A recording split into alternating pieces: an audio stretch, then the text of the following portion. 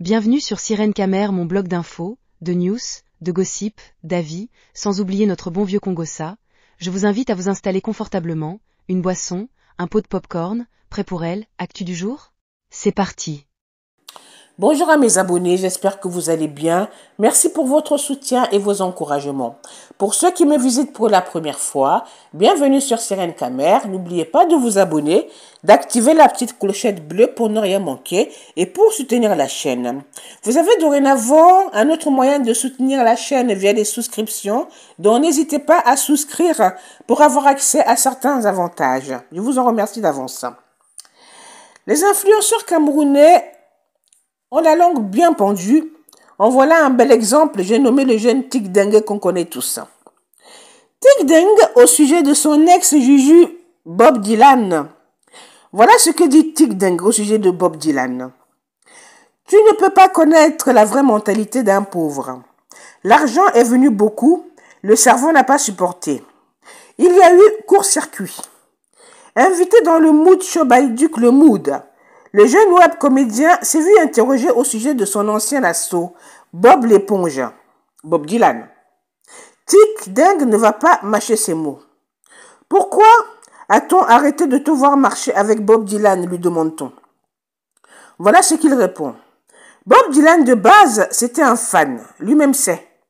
On s'était rencontrés la première fois à Douala, à PK12, quand Pifo vendait encore le shawarma.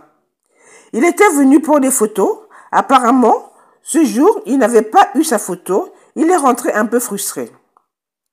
On entre réellement en contact à cause de Claudio. Si aujourd'hui on ne marche plus ensemble, ce n'est pas un problème, je marche avec Claudio. Bob a sûrement ces choses aussi. Mais sinon, de base, ce n'était pas mon ami, je dis la vérité.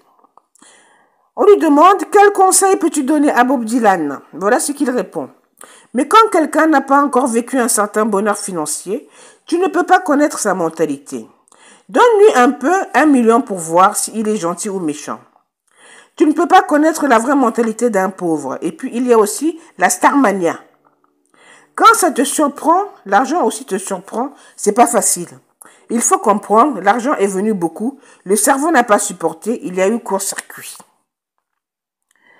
En gros, Bob Dylan est un ancien fan qui a commencé à devenir insolent et orgueilleux dès qu'il a commencé à toucher le vrai argent.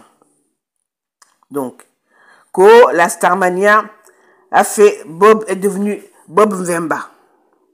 En parlant de Bob Dylan, on apprend également qu'il s'apprête à immigrer avec sa dulcinée au Canada. Voilà.